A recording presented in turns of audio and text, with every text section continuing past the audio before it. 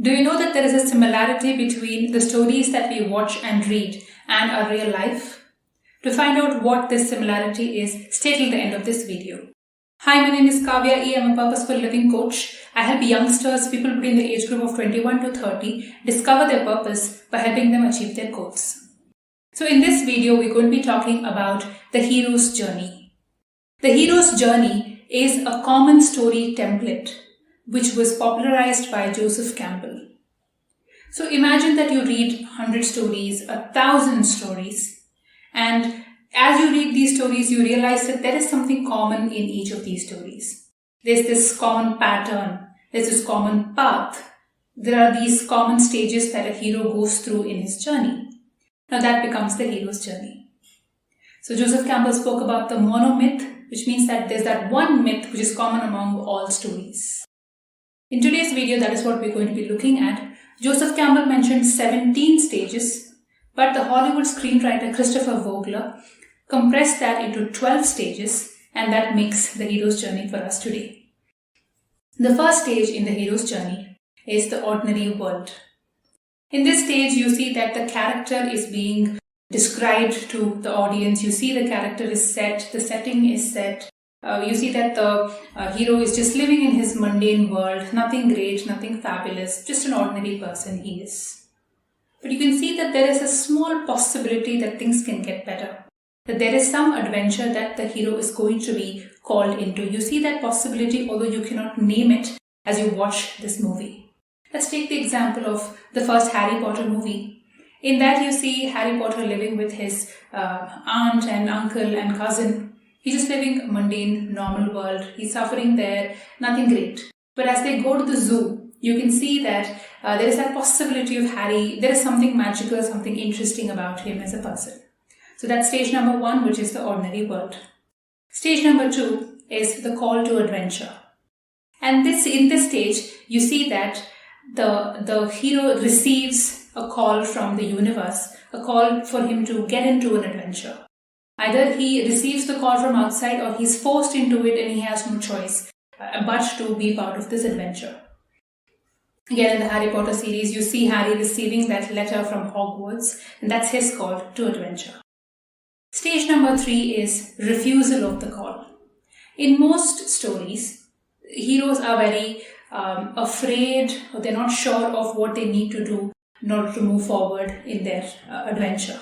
Of course, the movies that we watch these days makes the hero look larger than life, as though he has no fear. He'll face anything head on. Same thing happens in the Harry Potter series as well. Harry doesn't show any signs of fear. He's always a courageous boy.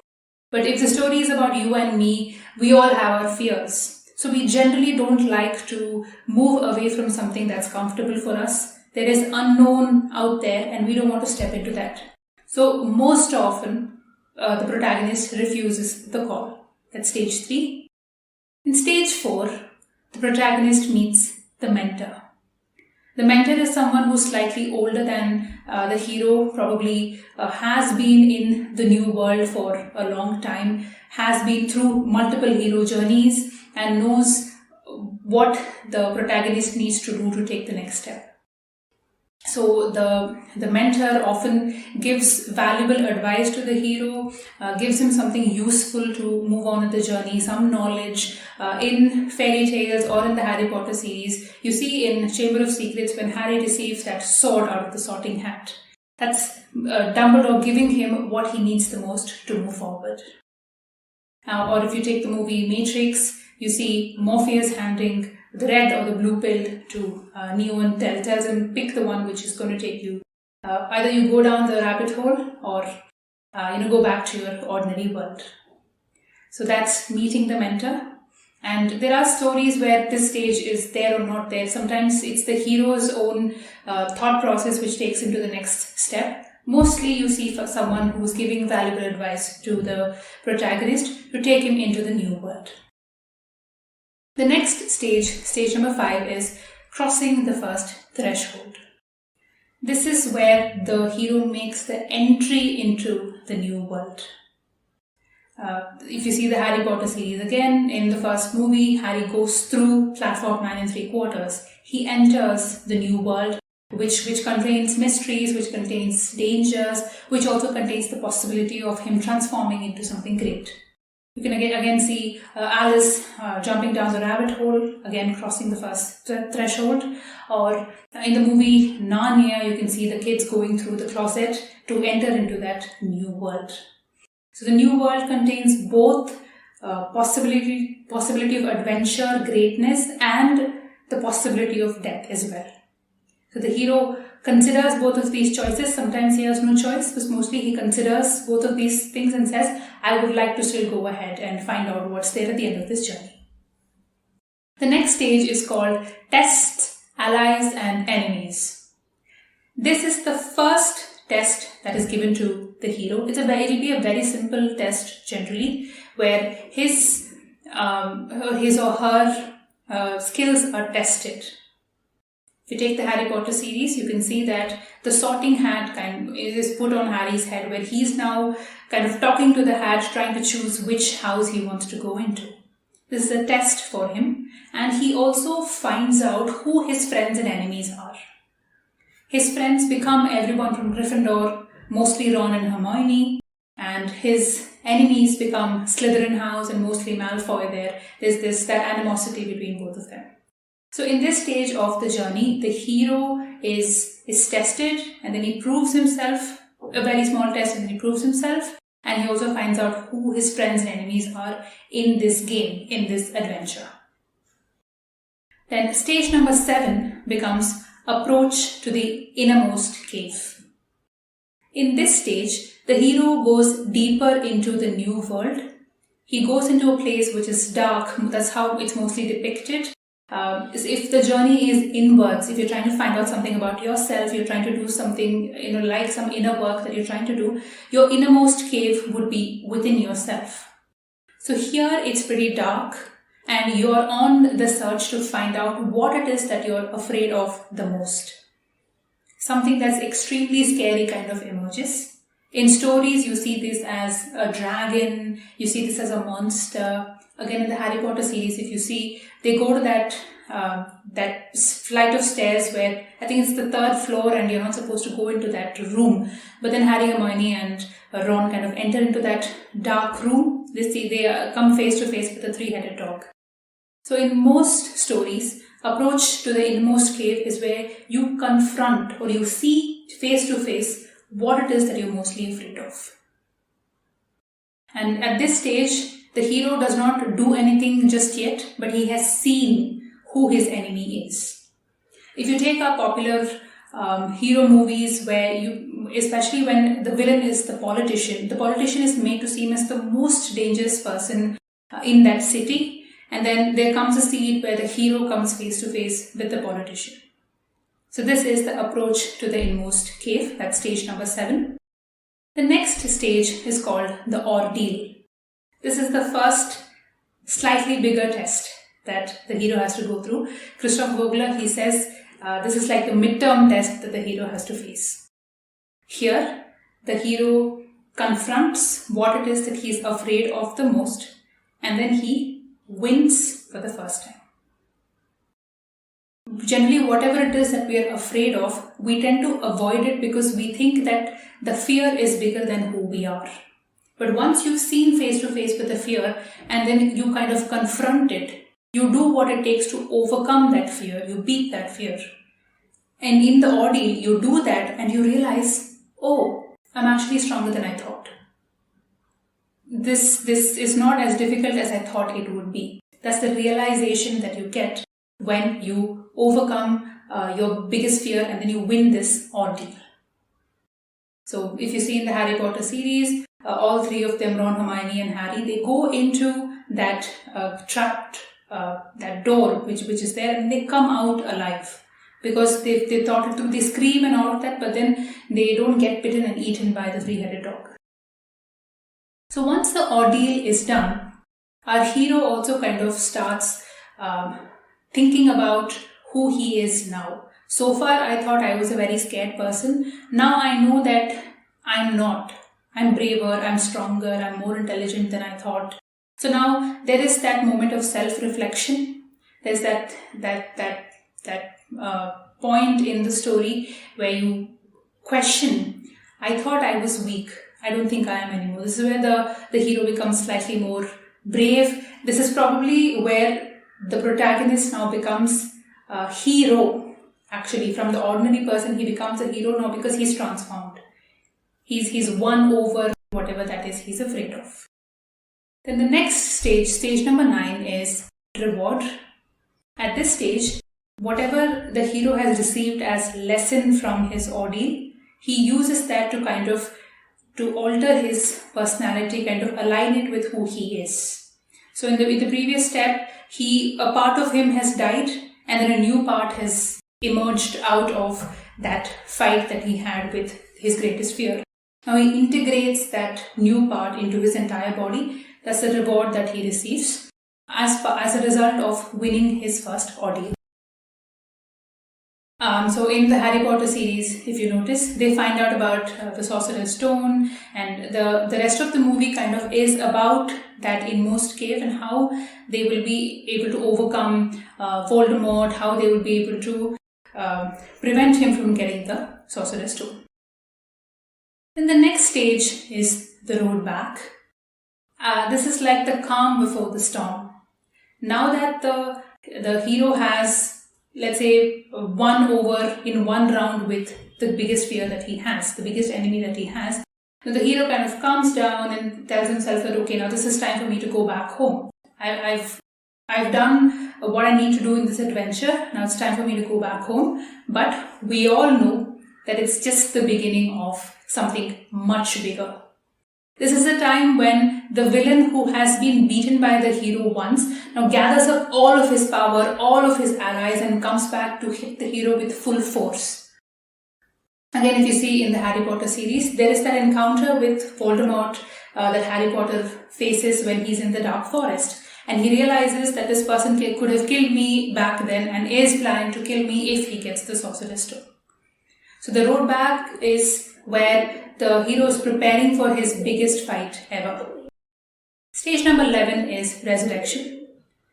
There's no better example of the resurrection than the story of Jesus Christ.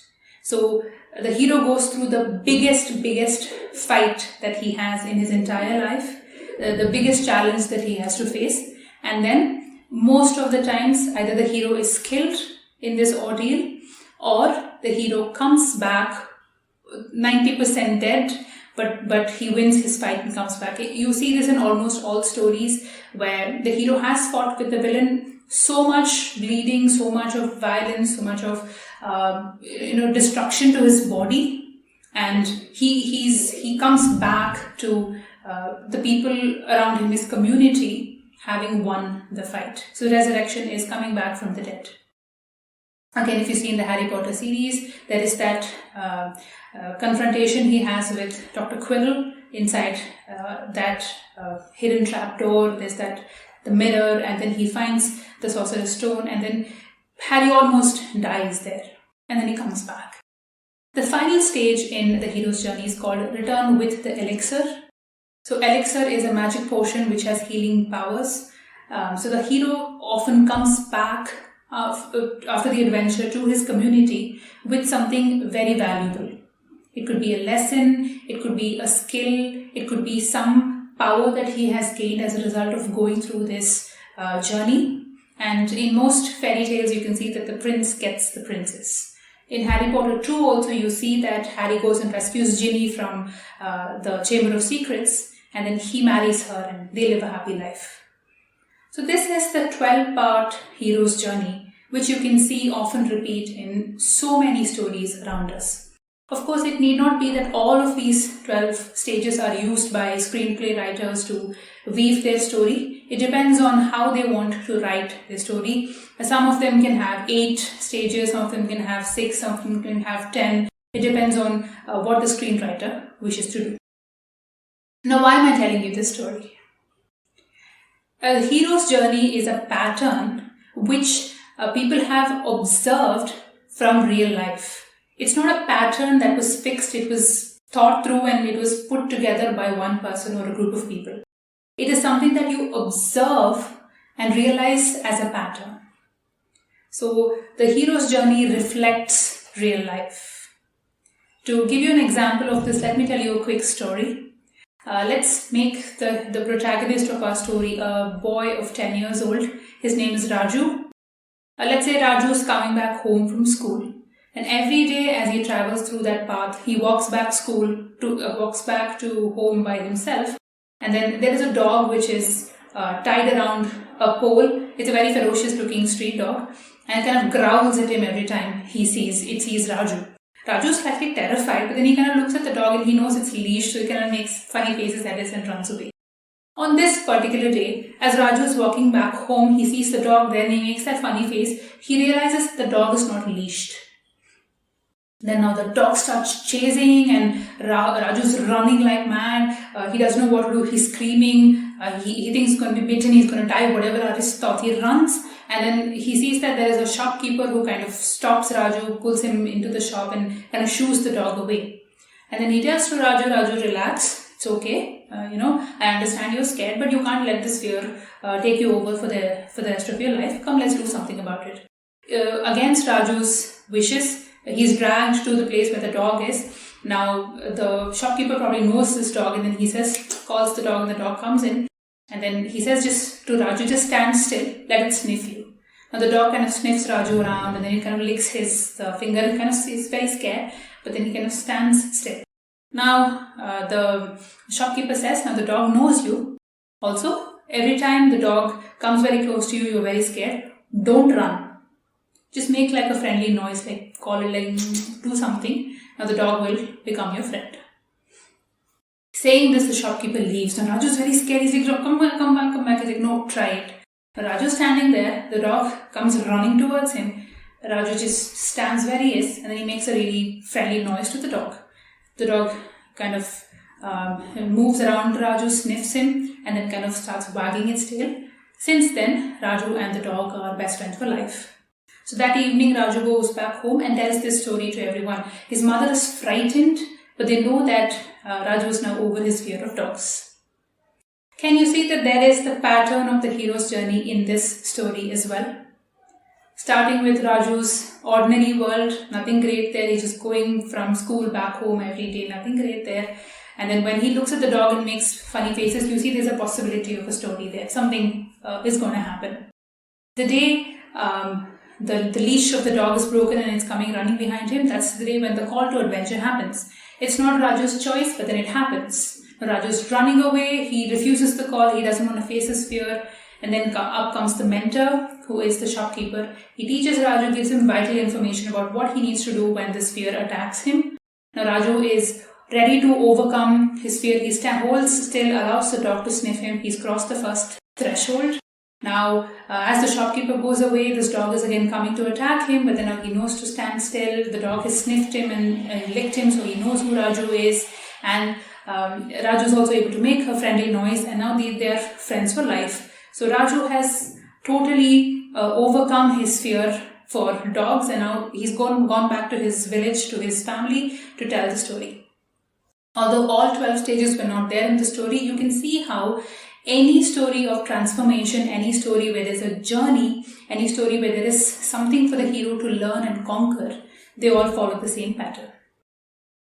So this pattern is useful for your life, for you to find out where you currently are and where you want to go. Oftentimes in life, one of the biggest problems people have is when they're stuck somewhere, they don't know in which direction they have to go. We face this almost for everything. If there was a pattern that was common for most stories, for most people, it would be easy for us to move in that same pattern, move in that same path, and also figure out what it is that we want to do. They say that for people with depression, for people who have social anxiety, one of the biggest fears they have is that I'm the only person in the entire world who's facing this. So when you go to a therapist, the first thing they give you is a plan. They tell you, let's do A, B, C, D, E. So you know, and the therapist also tells you, you're the first person in the entire world to have had this. When that reassurance is given to us, we know that thousands of people have walked the same path in the past. I can also do it. So the hero's journey gives you that reassurance, tells you that this is a pattern that's there in the entire world, so don't be afraid. I'll give you an example. Let's say you want to make money. It's either a problem or a desire. You want to make money because you desire more money, more abundance in your life, or maybe you are in debt and now you need to make money. So it's either a problem or it's a desire. So now you know what you need to do. The next step would be for you to go find a mentor. Now you know what your adventure is. You've answered the call, you need money. You're voluntarily moving into this journey. You find someone who's good at stock market and then you invest. So the first time, let's say you got some money out of it, you've crossed the first threshold and then you move forward to return with the elixir. Let's say you lost some money as you invested, you retry. You go through the hero's journey once more. You go through the hero's journey once more until that point where you win and then you move to the next step. So it's important to keep in mind that a hero's journey is not a one-time thing, but something you repeat for the rest of your life.